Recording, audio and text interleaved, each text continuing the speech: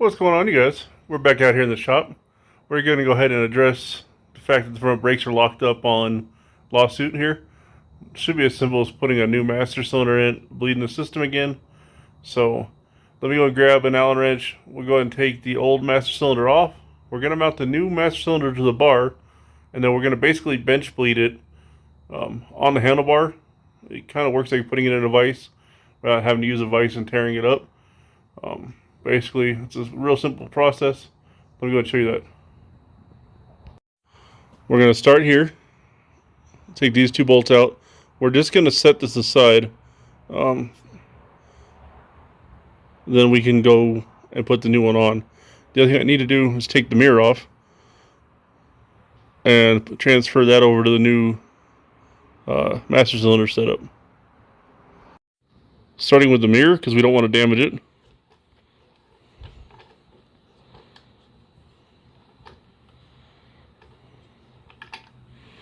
Now we're going to do our Allen bolts, and we also have to cut the wire zip. So with the mirror off, we can disconnect our electrical to the brake light switch. It's as simple as two quick connections, and I can actually get a good angle on it here. Pull these off, and then we can go ahead and get the new one on. With the wiring disconnected, now we remove the master cylinder. We've got trash trucks driving by, jets flying overhead. I live right next to an Air Force base. So, this bolt out, drop this on the towel right there. Sorry, it went blank. And then we can go and get the new one mounted up. So the old master cylinder is off and sitting on a towel for now. We're going to go ahead and put this new one on. Too bad I couldn't find a new clutch lever too, because this looks too dang good. What we're going to do is get this situated, and then we'll start bleeding the line. Once we get bleeding the master cylinder, once the master cylinder is bled, then we can hook up the line.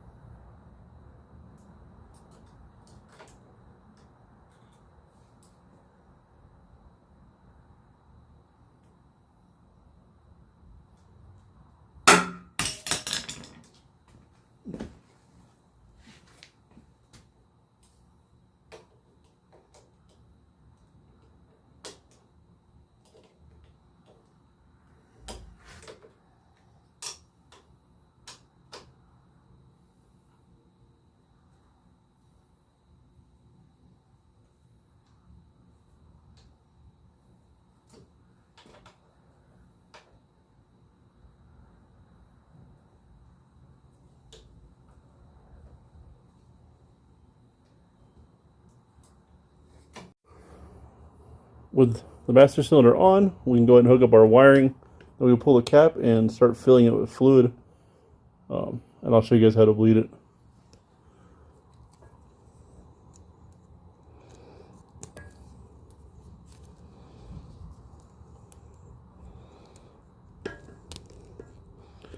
all hooked up. Now we get this cap off. We have the reservoir open. You're going to fill this up with brake fluid. You're going to put your finger over the Vanderbilt hole, and you're going to work the brake lever and watch air bubbles come up through these little holes here. Once the bubbles stop, it should be bench bled.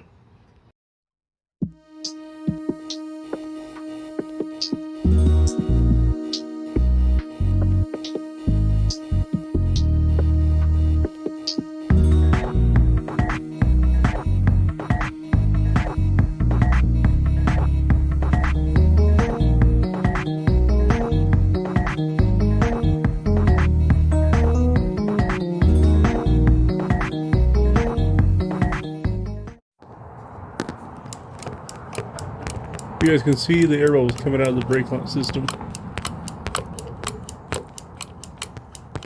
So we're going to work this till all the air's out.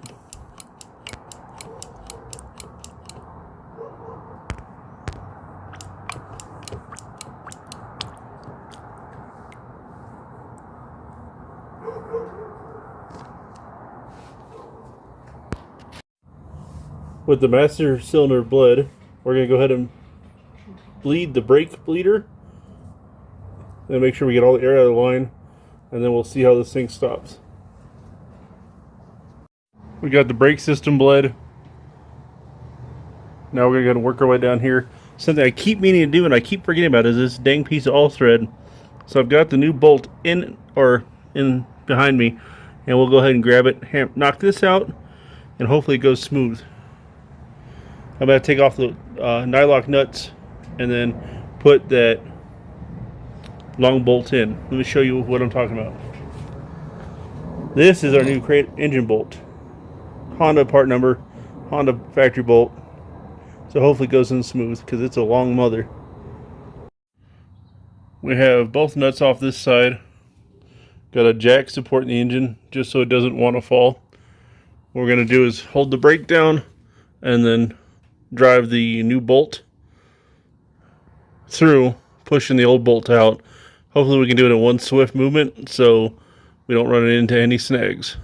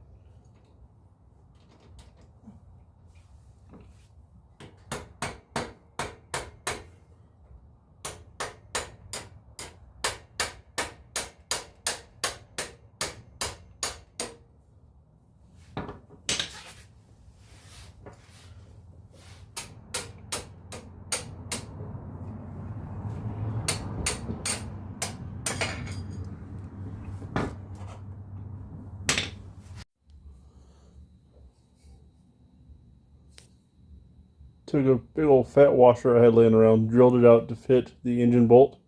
I ran into a snag where it's trying to pull the bushing through or push it out. So I want to sandwich it with a washer to make sure it's plenty sturdy. I don't know what this was off of. I found it laying on the ground in the garage. But it should work. It'll hold it in. We'll put this on the left-hand side, put the nut on it, and it should hold it all steady. And then this engine bolt will be done. Here is the washer we drilled out. You guys can see the bushing goes into the sleeve here, but it wants to wiggle, so I wanted to make sure we had it sandwiched in. You can see on the right side it already had a washer that held it all together. So now both sides are back together. We can focus up here on the headlight. We need to go ahead and remove the bulb. We need to reconnect the trip odometer wiring, so that way it's all connected and working properly. And there'll be time for the bath. Not for me, for the bike. Trip odometer wiring is out. Like I said, it's just 2 screws holding the headlight in. Now we'll feed this back through the bucket from the back and plug that in, and we can put it all back together. Wiring is ran into the hole in the back. Now we've got two connections right here, green to green, yellow to yellow. That's all wired in. Push it back in the headlight. We can put our housing back together. Simple. 2 bolts in and done. We got a lot of the little things buttoned up. Brake system seems to be good. I still need to put the battery cover on it, get this thing outside, give it a bath, and then we'll take it for a rip. Make sure brakes aren't locking up any further. It doesn't seem like it, but we won't go far. Probably up and down the street again, just like we did the initial video of this thing running. Hoping it's all squared away, because I really don't know what else it could be. I don't have any air in the lines, and unless it's something with a new brake line. So hopefully this test run goes smooth. Let's go and get the battery cover on, get this thing washed up, get all this dirt and crap off it. It deserves better. And then we'll go from there.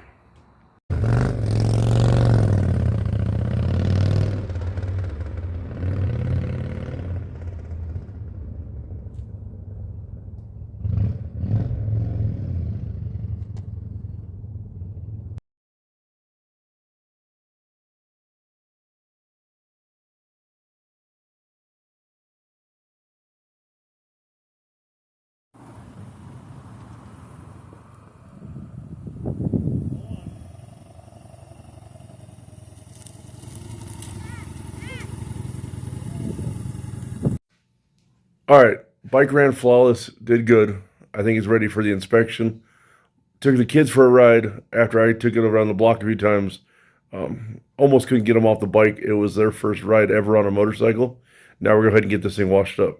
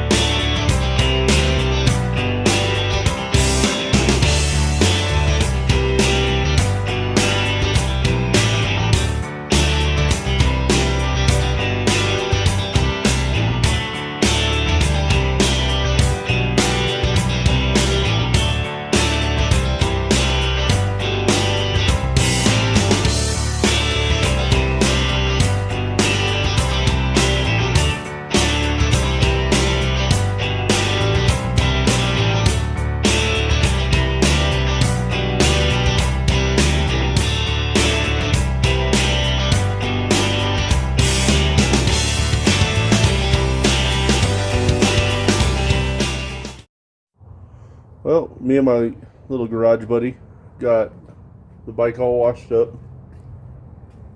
Need to clean up the chrome with some chrome cleaner. The front wheel has a lot of debris in it, so we're gonna have to go and clean that out. And then something I didn't know, or I forgot about, was this nasty dent in the tank. My dad dropped it when he first bought the bike on the trailer that he was loading it into, so he just put a badge over it because he didn't want to replace the tank. So we're going to go ahead and fix the badge that fell off and put this away for winter. Hello. Here's the end result. Turtle Wax chrome cleaner. Really does put a decent shine on 30-year-old chrome. It's not perfect by any means, but it's better than it was. You guys can see our reflection in it.